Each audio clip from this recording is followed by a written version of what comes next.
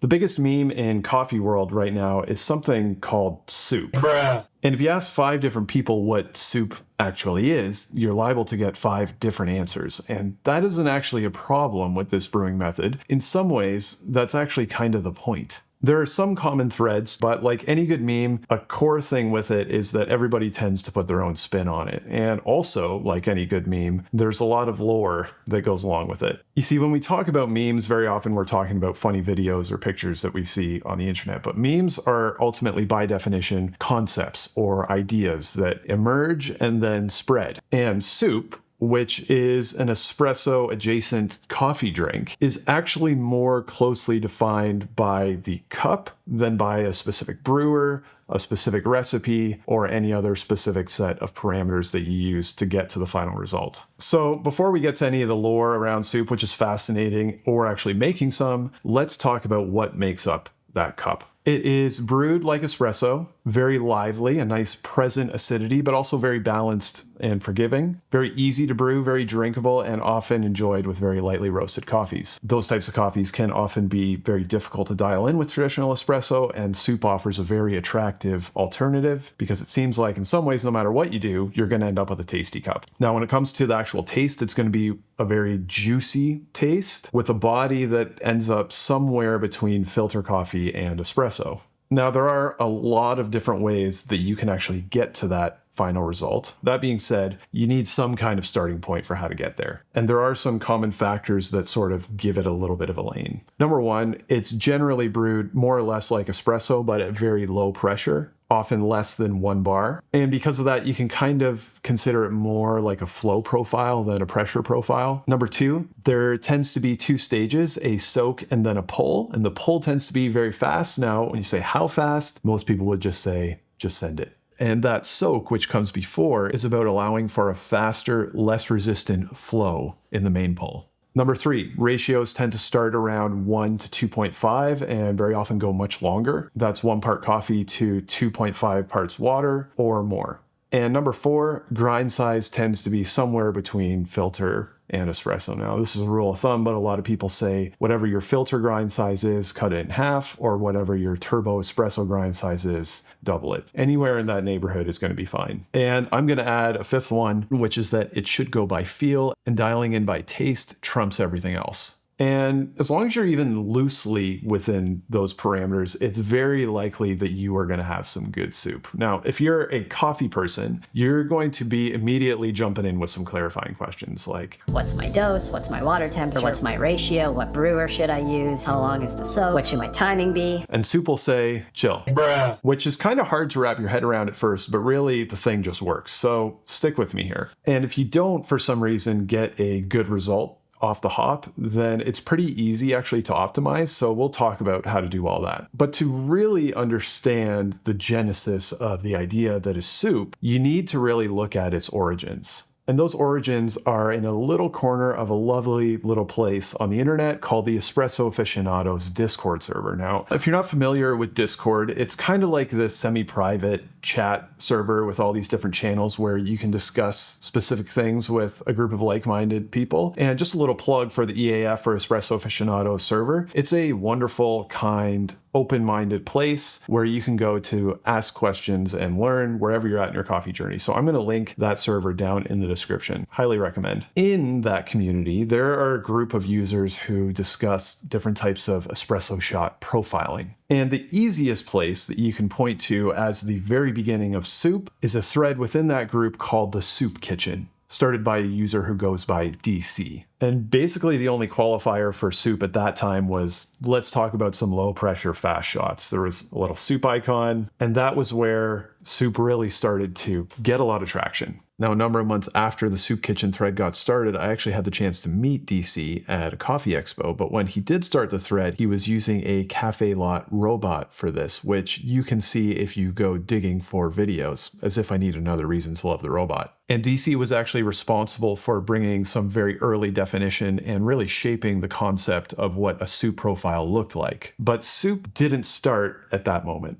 And as an idea, soup actually significantly predates the start of that thread. In fact, the soup type of profile originally had another name. And the people who were pulling shots like that gave it that name because that's more or less what it looked and sounded like. Decidedly very unserious about the whole business. Another name that got thrown around this time to describe this type of profile was yeet, talking about how you just, put the water in and yeet the shot out. What's interesting though is as you trace soup backwards from that point, there isn't really a single origin to the idea. It's just a bunch of different people pointing at each other, getting ideas from each other, trying things and riffing off of this concept. The first mention of this type of profile by DC was actually pointing to another user called Spencer. And he said, I have successfully executed, you guessed it, type of profile from Spencer. And the earliest mention of this type of profile that I could find from Spencer was actually pointing to another user called Shotwell. So I reached out to Shotwell and I asked,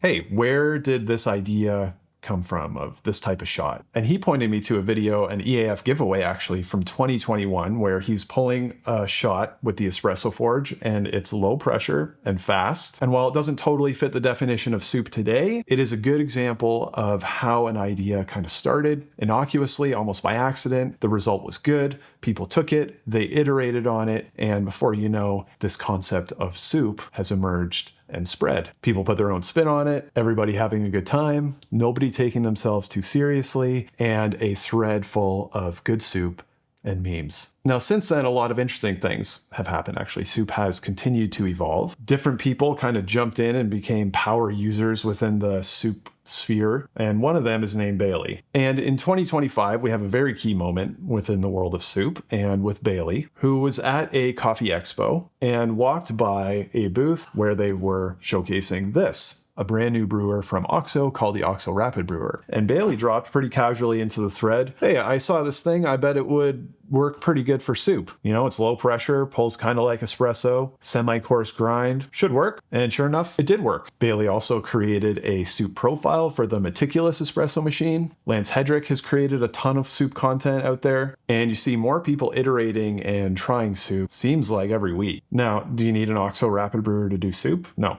Absolutely not. You can do it on the robot, you can do it on a Flare 58, you can do it on any of the other flares, you can do it on the Espresso Forge if you still got one of those. Christopher Farron, who runs Aviary Coffee Roastery, does it on a Weber Bird. You can't tamp on a Weber Bird, but it doesn't stop him from doing it and getting a great result. If you want to try soup, just remember, any of those recipes that you see floating out there are going to be one person's spin on soup. You're going to have different brew methods, different brewers, different timings, different ratios, all kinds of different parameters. Try not to get too hung up on all that. Remember, it's about the final result in the cup, going by feel and dialing in by taste. This is an easy and forgiving brew method. The focus is to have good soup and a good time making it. All that being said, let's make some. I've got 18 grams of coffee here, and I'm going to use the Cafe Lot robot. This is a Wilton Benitez Thermal Shock decaf, actually, that we roast through our Roastery Got Coffee. And one thing that I'm going to do is I'm going to throw a paper filter here in the bottom, and then I'm going to dump my grounds in. I'm going to give it a tamp, and I'm going to actually throw a paper filter on the top too. Now, paper filters are really helpful. They do increase clarity a little bit, but they're actually more helpful to stop it from actually spraying everywhere, which, depending on who you ask, is one of the differentiators between soup and earlier names. Good Brothers Coffee in the US is a great space to get filters. They have basically nearly every size for every different type of brewer, and you can get Chemex or Lab 909. Most people tend to use Chemex filters, which is one of the default options by Good Brothers. I'm gonna drop my metal screen on here, and then it's time to pull our soup shot. Now, before you do that, it's actually really helpful to get everything ready, because once you fill this in, it's going to start soaking and you may actually end up getting a couple drips out here and it may end up being a little messy. Totally fine. If you're ready ahead of time, that can be helpful. So I'm going to fill this thing up. It's going to fill it all the way up. Just going to put it in here, put this under here. Yeah, a couple drips there. And I'm just going to let the arms down until I see an even soak on the bottom. You don't want any bald spots. And then I'm just going to press down. And the main thing being that you want to avoid any kind of pressure. Just go by feel, and I'm just going to crank it all out. So that's like 85 mils output in about 10, 12 seconds. Let's give this a taste. Some good soup. Now, some people like to dilute this into more of Americano. Quite nice to enjoy this way also. The acidity is nice and juicy and forward, but it also is very sweet and balanced. Really amazing, actually, the way the whole thing brews. Very tasty. All right, next up, we are going to use the OXO Rapid Brewer. For this one, I'm going to use a washed Ethiopian by Hatch. Very lightly roasted again, very nice coffee. And again, I'm going to use a bottom filter from Good Brothers. Put my coffee in, shimmy it a little, tamp. And then a top filter. Going to put the top on the Rapid Brewer using 22 grams of ground coffee. And I'm going to pour in, let's say 90 ml of water. And put the top on. I'm going to give it one press, very gentle. I'm going to wait for a full even soak across the bottom. I don't want to see any bald spots. And then I'm just going to keep pressing until all the water is through and you'll hear a hiss. I just know this is going to be good. All right, let's give this a taste. Smells great. Delicious, juicy, nice forward acidity, very balanced though, easy drinking. Again, if that's too strong for you, you can water it down with extra water, but basically that's all there is to soup. Now, a couple really minor things. If you really get into this, a lot of people talk about water composition having a big impact. It does, but overall the brew method is pretty forgiving anyway. If it comes out too intense or too sour, one of the easiest ways to dial in is actually just by going a little bit longer on your ratio or diluting with a little bit of water after the fact. If you do want to go further than that, I'm going to leave the EAF Soup Wiki tag down there in the description, which gives a lot of helpful direction for this. But remember, don't take yourself too seriously. This is meant to be an easy, good, close enough, forgiving brew method. And it is. Don't sweat the details too much. Shoutouts to Shotwell, DC, Spencer, and Bailey, as well as the whole EAF community. I've got a discount on the OXO Rapid Brewer, Flare stuff, robot stuff in my description below through Caffeine. That is an affiliate link, so it does support the channel as well. Don't be afraid to use what you got. I hope your next cup of coffee is fantastic. Have some fun out there, and we'll see you next time.